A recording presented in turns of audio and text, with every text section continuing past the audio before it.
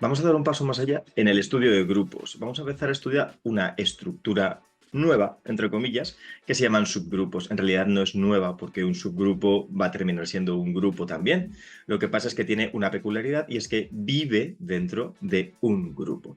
En este vídeo lo que vamos a hacer va a ser definir qué es un subgrupo, dar una caracterización de subgrupos mediante una proposición que vamos a demostrar y vamos a ver varios ejemplos de subgrupos para poder trabajar con subgrupos un poquito más adelante. Vamos a ello. Vamos a empezar dando la definición de subgrupo. Sea G con la operación punto, un grupo, y H un subconjunto suyo no vacío. Decimos que H es un subgrupo de G si es un grupo también y tiene la misma operación que la de G. La idea es que un subgrupo es un grupo dentro de otro grupo. Vamos a hacer una observación. Sea G un grupo y H un subgrupo, los dos con la misma operación, con neutros EG, el de G, y EH, el de H, respectivamente. Entonces, el neutro de H es de hecho el neutro de G. El neutro del subgrupo es el neutro del grupo. Vamos a demostrar esto. Como EH es el neutro del grupo H, para todo elemento H del subgrupo, tenemos que E por H es H, que es H por E. Pero como H está en H, que es un subconjunto de G, también está en G. Entonces, con el neutro de G se cumple también que el neutro de G por H es H, que es H por el neutro de G. Podemos decir, por tanto, que para todo H que está en el subgrupo, se tiene que H por el neutro de H es igual a H por el neutro de G. Si multiplicamos a ambos lados por el inverso de H en G, H a la menos 1 por H es el neutro en G, y el neutro en G por cualquier otro elemento de G es el otro elemento de G. Llegamos, por tanto, a que el neutro de H es el neutro de G. El neutro del subgrupo es el neutro del grupo. Vamos a hacer una segunda observación. Igual pasa con el inverso. El inverso de un elemento del subgrupo es el inverso de ese mismo elemento del grupo. Es decir, un elemento en el subgrupo no tiene un inverso diferente al que tiene en el grupo. Vamos a introducir una pequeña notación.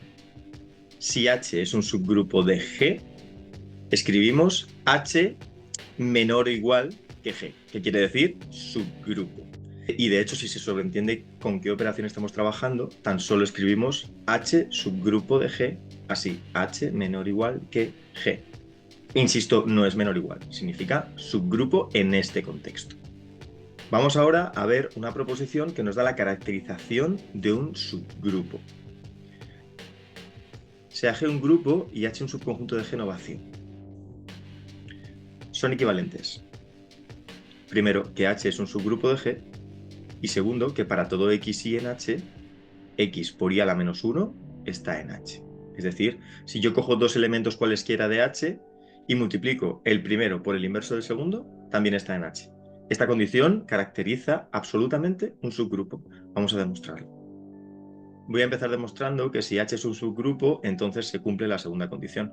Es sencillo. Supongamos que H es un subgrupo de G.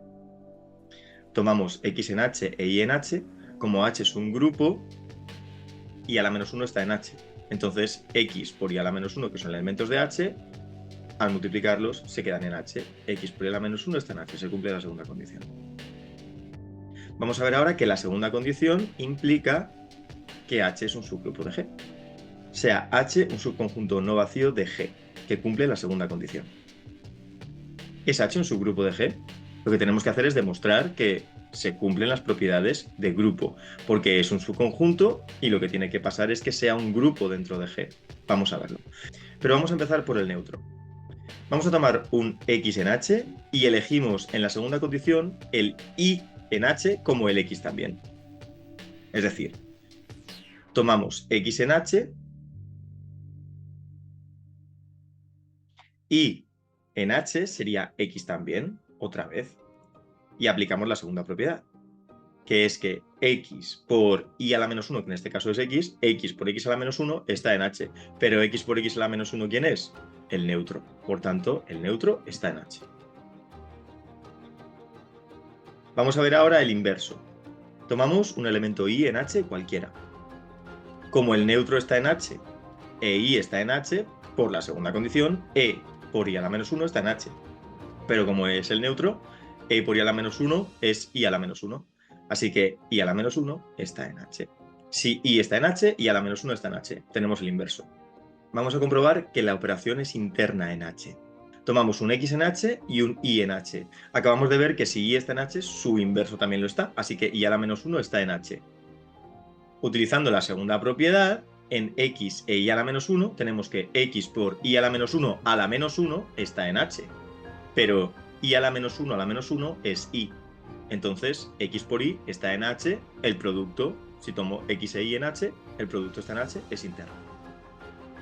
Y por último, la asociativa. Como H es un subconjunto de G y G es un grupo, la asociativa se da para todos los elementos de G. En particular, para todos los de H, entonces la asociativa se cumple en H. Acabamos de demostrar que H es un subgrupo de G. Y ahora vamos a hacer ejemplos. Dado un grupo G cualquiera, con un neutro E, son subgrupos. El propio G es un subgrupo suyo, porque es un subconjunto que tiene estructura de grupo, y el subconjunto formado solo con el neutro también es un subgrupo, porque la operación es interna, es asociativa, existe un elemento neutro que es el único que hay, que es E, y todo elemento tiene un inverso que es el mismo. Entonces, ya está. Estos subgrupos se llaman subgrupos triviales. No tienen demasiado interés por sí mismos porque son demasiado sencillos. Vamos a otro ejemplo. En los enteros con la suma definimos este conjunto, 2z.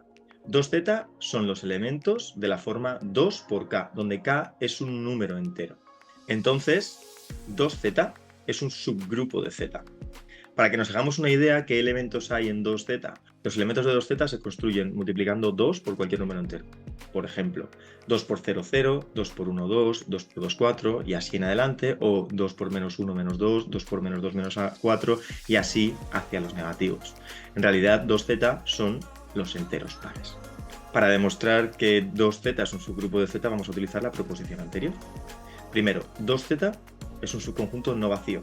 Acabamos de ver que tiene elementos, por ejemplo el 0 está en 2z. Nos faltaría comprobar que se cumple la segunda condición de la proposición. En lugar de h tenemos que poner 2z. Y como estamos utilizando una notación aditiva, porque estamos en los enteros con la suma, x por y a la menos 1 en realidad sería x menos y. El opuesto en lugar del inverso. Tomamos dos elementos de 2z, 2k y 2k'. El opuesto de 2k' es menos 2k'. Hacemos 2k menos 2k'. Esto es 2 por k menos k'. Pero k y k' son números enteros. K menos k' es un número entero. Entonces tenemos 2 por un número entero. Esto está en 2z. Se cumple la condición. Entonces 2z con la suma es un subgrupo de z.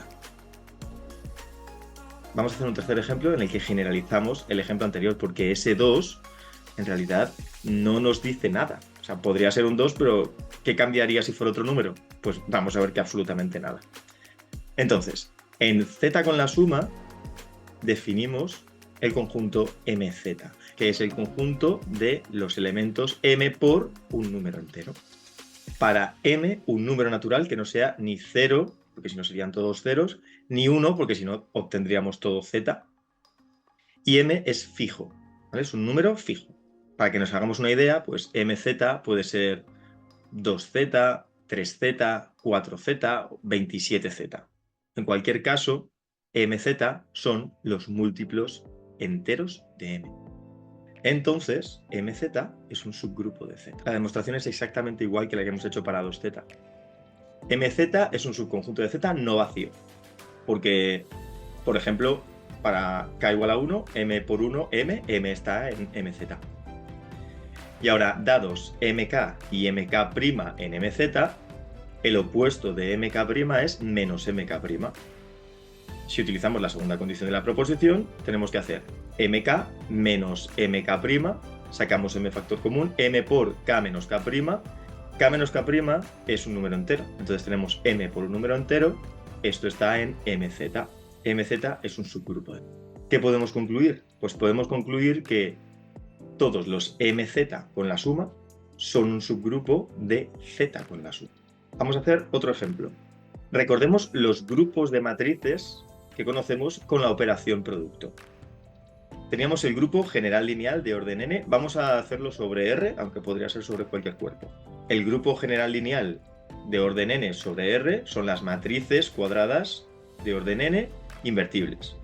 El grupo ortogonal de orden n sobre R son las matrices cuadradas de orden n con coeficientes en R que cumplen que su inversa es igual a su traspuesta. Y el grupo especial ortogonal de orden n sobre R son las matrices cuadradas de orden n con coeficientes en R cuyo determinante es 1. Estos tres conjuntos con el producto de matrices vimos en vídeos anteriores y demostramos que eran grupos.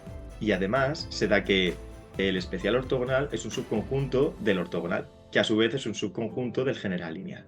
Por tanto, el especial ortogonal es un subgrupo del ortogonal que a la vez es un subgrupo del general lineal.